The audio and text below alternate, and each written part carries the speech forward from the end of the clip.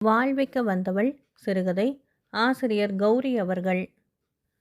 மார்க்கெட்டிலிருந்து அலுப்புடன் திரும்பிய நான் சாமான் பையை கீழே வைத்துவிட்டு சோர்ந்து உட்கார்ந்தேன்.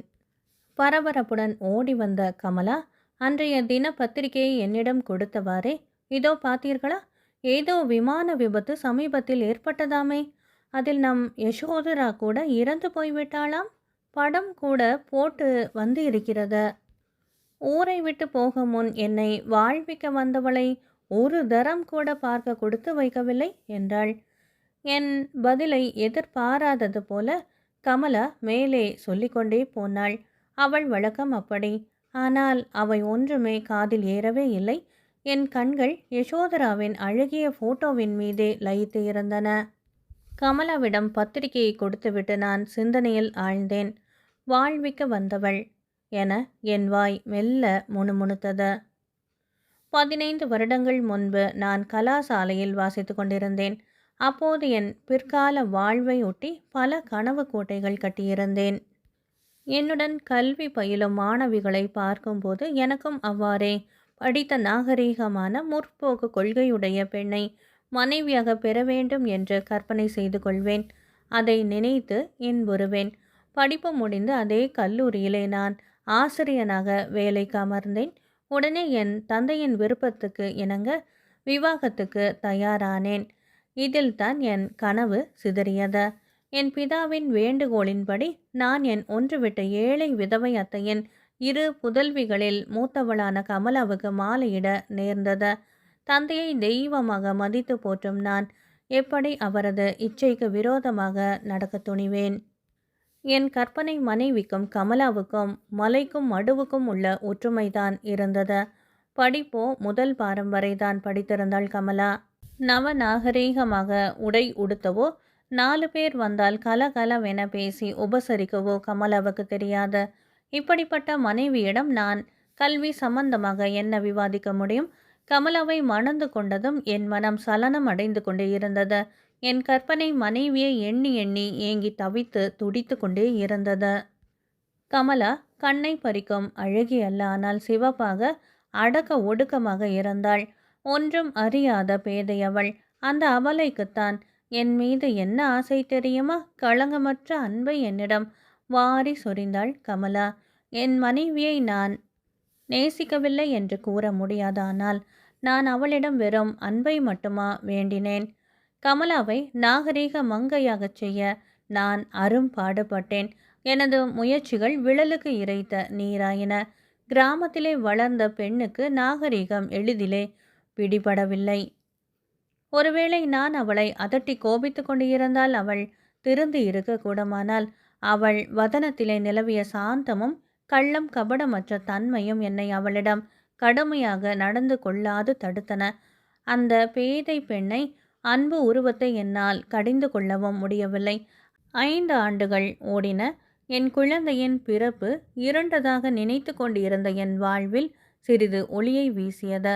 சுசீலாவின் மழலையில் எனது மனக்குறையை நான் சற்று மறந்தேன். ஆனாலும் என்னதான் என்னை தேற்றி கொண்ட பொழுதும் என் கற்பனை மனைவியை மட்டும் என்னால் சிறிது மறக்கவே முடியவில்லை. என் வாழ்விலே நிம்மதியும் இல்லை. இந்த சமயத்தில்தான் எதிர்பாராததொரு மாறுதல் என் வாழ்க்கையிலே உண்டாகி என்னை மேலும் சலனம் அடைய செய்துவிட்டது. அந்த வருடம் என் கல்லூரியில் யசோதரா என்று ஒரு வட இந்திய பெண் வந்து சேர்ந்தாள். செல்வமும் செல்வாக்கும் கொண்ட ஒரு உயர்தர உத்தியோகஸ்தரின் ஏக புதல்வி. அதிரூப சுந்தரி, நவநாகரிகத்தின் சிகரம், சங்கீத மேதை, நடன ராணி, அறிவு களஞ்சியம். இவைதான் யசோதரா. அவ்வளவுதான். மலரை கண்ட பல வண்டுகள் அதன் தேனை பருக ஆவலாயின. மேலே வளர்த்துவானேன். என் கற்பனை மனைவியின் பிரத்யட்ச உருவமான யசோதராவிடம் நான் எனது உள்ளத்தை பறிகொடுத்து விட்டேன். நான் பைத்தியமாகிவிட்டேன். விந்தை விதியின் செயலை என்ன என்பது? என்னிடமே மாணவியாக இருந்த யசோதரா அவளது முக தரிசனத்துக்காக பல இளைஞர்கள் தவம் இருக்க என்னையே விரும்பியது அதிசயமில்லை. ஆம், வகுப்பிலே நான் அவளை கேள்வி கேட்டுவிட்டால் போதும், யசோதராவின் மதிவதனம் சிவப்பதை பார்க்க வேண்டுமே. எனினும் யசோதராவோ நானோ வகுப்பு அறையை தவிர வேறு எங்கேயும் எப்பொழுதும் ஒரு முறை கூட தனித்து பேசிக்கொண்டறியோம். அதற்கு முயற்சிக்கவும் இல்லை. இயற்கையிலேயே நல்ல குணம் படைத்த யசோதராவை பற்றி யாவருமே அறிய நேர்ந்தது. என் மனைவியின் காதிலுமே தானே மோட்டார் ஓட்டிக்கொண்டு கல்லூரிக்கு வரும் யவ்வன அழகி யசோதராவின் புகழுரைகள் விழலாயின. பேதை கமலா யசோதராவை பற்றி என்னிடம் விசாரிப்பாளானால் அவளுக்கு நான் சரியாக விடை அளிக்காது மழுப்பிவிடுவேன். குற்றமுள்ள நெஞ்சல்லவா, யசோதராவிடம் நான் கொண்டுள்ள காதல் எங்கேனும் வெளிப்பட்டு விடுமோ என்ற பயம்தான் காரணம். வீட்டிலே கமலா என்னிடம் காட்டிய அன்பும் எனக்கு அவள் செய்யும் தொண்டும் என் மனசாட்சி என்னை வசப்படுத்திவிட்டது.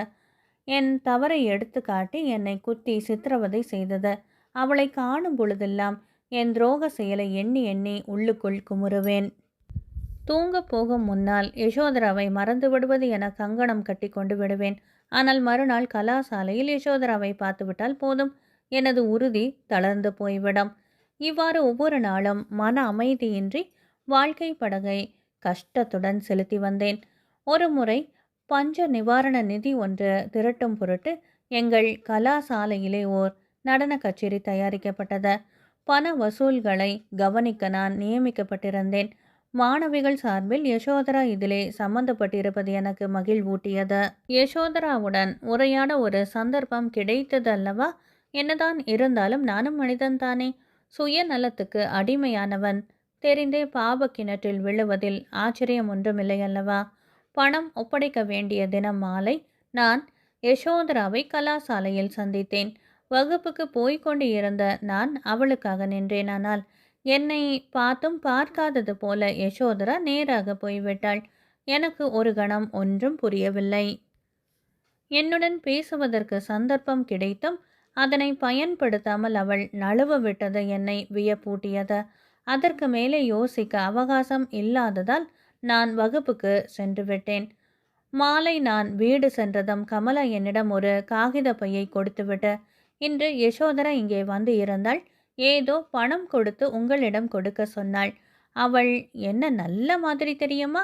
துளி கூட பணக்காரி என்ற கர்வம், படித்தவள் என்ற பெருமை இல்லாமல் இனிமையாக பேசுகிறாள். நம் வீடு வந்தாளே என்று காப்பி கொடுத்து உபசரித்தேன். கொஞ்ச நேரம் பேசிக்கொண்டு இருந்தோம். போகும் முன், அம்மா நீ நன்றாக பேசுகிறாய், உனக்கு தெரிந்த தமிழ் போதும் பேசிக்கொண்டு இருக்கலாம், தினமும் ஒரு முறை வீட்டுக்கு வாயேன் என்றேன். பாவம், அவளுக்கு அழுகையே வந்துவிட்டது. என்னையும் நம் குழந்தை சுசீலாவையும் மாறி மாறி பார்த்தாள். படிப்பதற்கே நேரம் போதவில்லை, இல்லாவிட்டால் தினமும் வருவேன் என்று சொல்லி போய்விட்டாள். மிகவும் நல்ல பெண் என்றாள். கமலாவின் பேச்சை கேட்டு என் இருதயம் விம்மியது. யசோதராவின் கண்ணீரின் உண்மை காரணத்தை பேதை கமலா எப்படி அறிவாள்?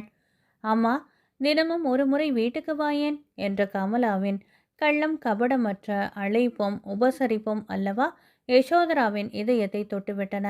அவள் பெண் ஆனதால் கண்ணீரை அடக்க முடியவில்லை. கமலாவின் கபடமற்ற பேச்சு என்னை நிலை தடுமாற வைத்தாலும் மிகவும் சிரமப்பட்டு நான் கண்ணீர் விடாமல் அடக்கி கொண்டேன். அன்றையிலிருந்து யசோதராவின் நடத்தையிலே விசேஷ மாறுபாடு உண்டாயிற்று. கபடமற்ற குழந்தையுள்ளம் படைத்த என் மனைவியின் களங்கமற்ற அன்பு நிறைந்த அழைப்பு அவளை ஒருங்கே மாற்றிவிட்டன. யசோதராவை தன்னை அடக்கி கொண்ட போது எனக்கு என்னை மீற துணிவு எங்கே? அன்று முதல் அவளை ஏறிட்டு பார்க்கவும் நடுங்கலானேன். வகுப்பிலே அவளை கேள்விகள் கேட்பதையும் விட்டுவிட்டேன். அன்று முதல் யசோதரா எனக்கு தேவி பராசக்தியின் அவதாரம் போல தோன்றலானாள். மாதங்கள் ஓடின. யசோதரா பரீட்சையும் எழுதிவிட்டாள். காலேஜை விட்டு ஊரை விட்டு போக முன்னால் எல்லா ஆசிரியரிடமும் அவள் விடை பெற்று கொண்டாள். நானும் அந்த சமயம் அங்கே இருந்தேன். காரில் ஏறி கொண்டதும் என்னிடமும் விடை பெற்று கொள்ளும் நோக்கத்துடன் என்னை அருகில் அழைத்தாள். யசோதராவிடம் ஏற்பட்ட மாறுதல்களுக்கு பின் அன்றுதான் முதலாக நான் அவளை தலை நிமிர்ந்து நேருக்கு நேராக நோக்கினேன். தலை குனிந்தவரை, யசோதரா, நான் போய் வருகிறேன். தங்கள் மனைவியிடம் எனது வணக்கத்தை தெரிவியுங்கள். கிடைப்பதற்கரிய பொக்கிஷத்தை தாங்கள் பெற்றிருக்கிறீர்கள். எனது அன்பின் சின்னமாக என்னை வாழ்விக்க வந்த உங்கள் உத்தம மனைவிக்கு இந்த சிறு பரிசை அளிக்கிறேன், ஏற்றுக்கொள்ள வேண்டும் என மெல்லிய குரலிலே கூறிவிட்டு என்னிடம் ஒரு பெட்டியை கொடுத்தாள். வாய் அடைத்து போய் நின்ற நான் அதை மறுக்க மனமே இல்லாமல் பெட்டியை நடுங்கும் கரங்களோடு பெற்றுக்கொண்டேன். என்னை சமாளித்து கொண்டு மேலே ஏதும் கூறும் முன்னால் கார் நகர்ந்து விட்டது. யசோதராவின் அழகிய கண்களிலே கண்ணீர் சுரந்து நின்றதை காண நான் தவறவில்லை. யசோதரா பலருக்கு பரிசு கொடுப்பதும் நன்கொடைகள் அளிப்பதும் சர்வசாதாரணமானதால் கமலா சுமார் 5 பவுனுக்கு குறையாத அந்த நெக்லஸை கண்டு சிறிதும் திகைக்கவில்லை. மேலும் அந்த நெக்லஸ் அவளுக்கு அந்த சமயம் அவசியம் தேவையாக இருந்தது. என் மைத்துனி சீதாவின் கல்யாணம் நிச்சயமாகி இருந்தது. ஆனால் 4 பவுனிலே ஒரு சங்கிலிக்காக அது நின்றுவிடும் போல இருந்தது. இந்த சங்கிலிக்கு என்று ஏழை அத்தை என்னையே நம்பிக்கொண்டு இருந்தாளானால் 4 பவுனுக்கு நான் எங்கே போவேன்? யசோதராவின் பரிசு அந்த சங்கடத்தை தீர்த்துவிட்டது. நெக்லஸை கண்ணுற்ற கமலா ஆனந்த மிகுதியால் யசோதரா பெண்ணல்ல, தெய்வம்தான், நம்மை முக்கியமாக சீதாவை வாழ்விக்க வந்தவள் என்று வாய்விட்டு கூறினாள். சீதாவின் திருமணமும் எந்தவிதமான தடையுமின்றி வெகு சிறப்பாக நடந்தேறியது. யசோதரா அன்று போனவள்தான். அதன் பின் அவள் சென்னைக்கு வரவே இல்லை.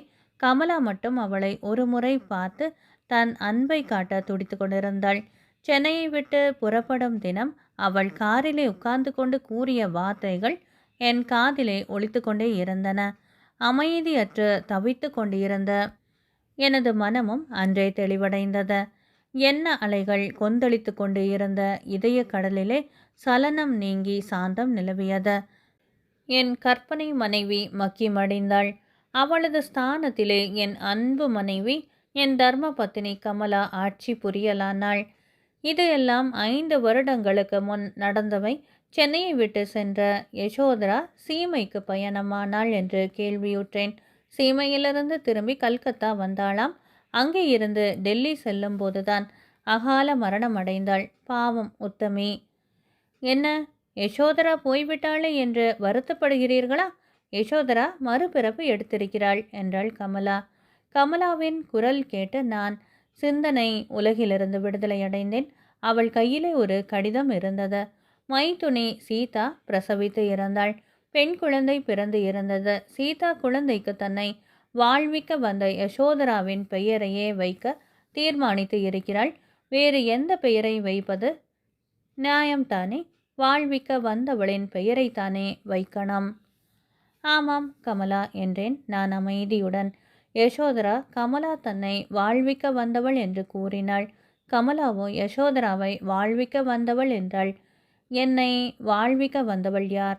கமலாவா அல்லது யசோதராவா? அல்லது கமலா யசோதரா இருவருமே சேர்ந்துதானா என்று யோசித்து கொண்டே நான் அங்கிருந்து எழுந்திருந்தேன். அன்பானவர்களை, கௌரி அவர்கள் எழுதிய வாழ்விக்க வந்தவள் சிறுகதை நிறைவு பெற்றது. நன்றி.